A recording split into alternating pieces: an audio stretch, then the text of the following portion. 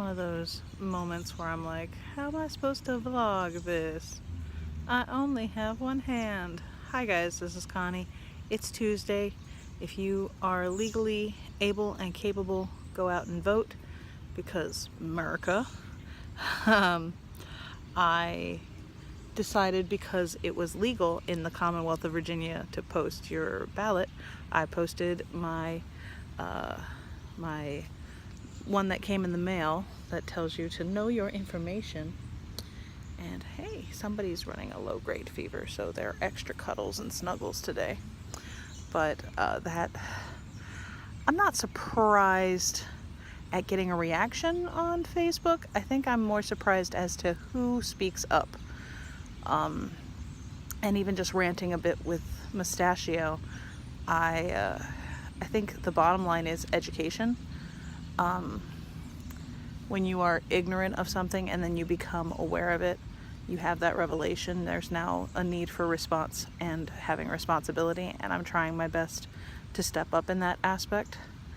I think when we vote, I feel like it's got to be more than just the political game, which is why I kind of decided to switch it up and not vote for any incumbents, because if I have to reach out to my incumbent senators and congresspeople, then something's not being done right, and maybe we just need to have somebody else new come in there. That's the broadest term of taking care of that. But at one point in time, I would have voted the same way as some of the folks that had reacted in my social media, and they're like, you're voting for so-and-so, but therefore this hot button topic or that hot button topic. And there is more to life than hot button topics. I think it's very easy to have those standards and to say that you are for or against something, but it's important to remember that there are people involved in those circumstances, and it's a lot more difficult to tell somebody black and white, yes and no, when they are walking through a circumstance. When you put a face to something that's more than a policy, you learn to have some empathy, you learn to have some compassion. And for somebody who's been in social media as much as I have, you learn to just delete haters, because they're always going to be there. They're going to be having their opinions and saying ignorant things, but it is what it is sometimes, and try to do my best to educate when I am aware of something and when I was ignorant of something, and I'm still learning, so I'm not exactly sure how to respond other than being like, you're gonna think what you want to think, and my heart hurts when you finally get into a situation and you meet somebody that you love and care for that has dealt with the political issues that you are strongly for and against, and then you see somebody walking through the thick of it and know that it's so much more than just having a political stance and affiliation. It's about being the hands and arms, the voice of Jesus. And so that's not always perfect, that's not always easy, and it doesn't always look black and white. So hopefully that's gotten enough of this out of my system and off my chest to say, so we had a very important doctor's appointment today. I found out at the beginning of October via pregnancy test that was positive, that we were expecting. The doctor wasn't seeing much in the first 2 visits that we went to, and said come back in a week, and I proceeded to show symptoms of miscarrying, and found out today that I had thoroughly miscarried our pregnancy, which is sad. That was our little baby bunny Tryon, so still kind of processing that. It sucks. Because I wasn't prepared, which is funny, because when people would ask, are you ready to have another kid? I'm like, if I had my way, I'd be pregnant already. And then I got pregnant and was a little bit stunned, shocked, and not ready to shift gears into a pregnancy with a toddler. But the miracle in all of this is that This is the first time my body naturally had a reaction to pregnancy.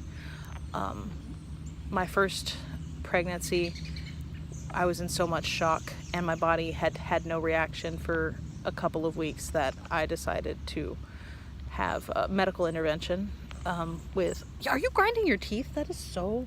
grinding your teeth. Ugh. It's so gross. Throwing me off. All I hear is this... And I know it's your mouth doing bone on bone. Somebody got a sticker. Somebody's been very quiet. No, baby, you can't have my sticker. That's my sticker. That's my sticker. Mwah.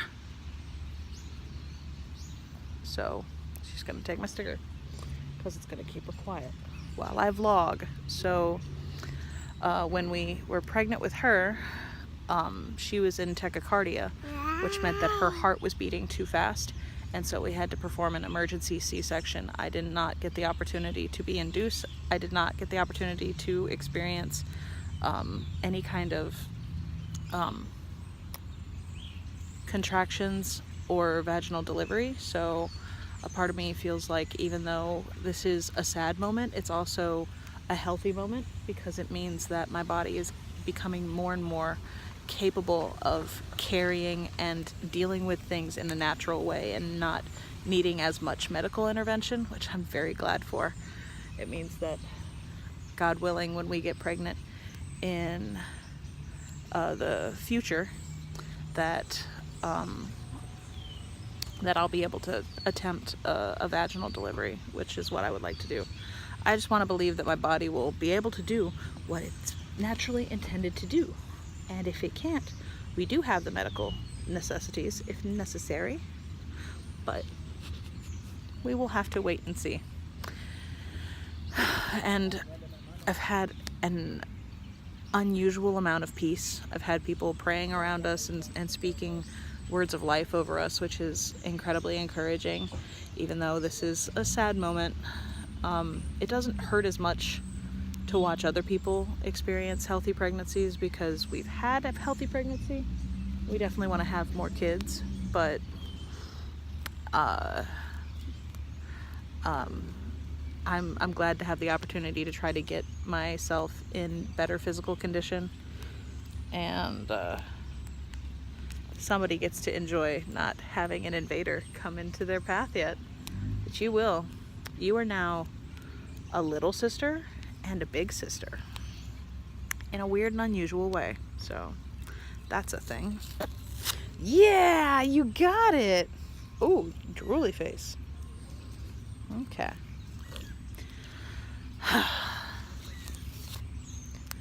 But I didn't have a lot of time to get really attached, so I don't feel as choked up about this as I was with Button. I think we were so excited to be expecting. And then I think about how much I worried and realized that worrying is not going to add anything but stress. And so it's been interesting. And I feel a little bad because this is going to go on my regular YouTube post, and I was hoping to do a chapter every day in November, and we get a little busy and I get in a state where I can't really read effectively, or I get interrupted a lot of interruptions when it comes to my videos. So that has been a thing, and it's frustrating, but it's okay. We'll get back to those videos at some point. I'm gonna have to poke. There was a spider on you. I got it. It's a tiny little spider. It's a tiny little thing. Your eyelashes were bigger than that spider, and I still felt the need to kill it. So she took my sticker, crumbled it up, and stuck it down her onesie. Fun. So that's been what's going on, and hope that you are having a good time. If you found this video, found this channel, there are plenty of chapters to hear Connie reads in the playlists below. Most of them should be up to date. I still keep getting comments about something after chapter 8. And I'm like, that book has been completed a year ago, so I'll have to look it up at some point. But until then, be careful with that and enjoy, please and thank you. And Mustachio should be done voting by now, so we can go home soon, very soon. Bye.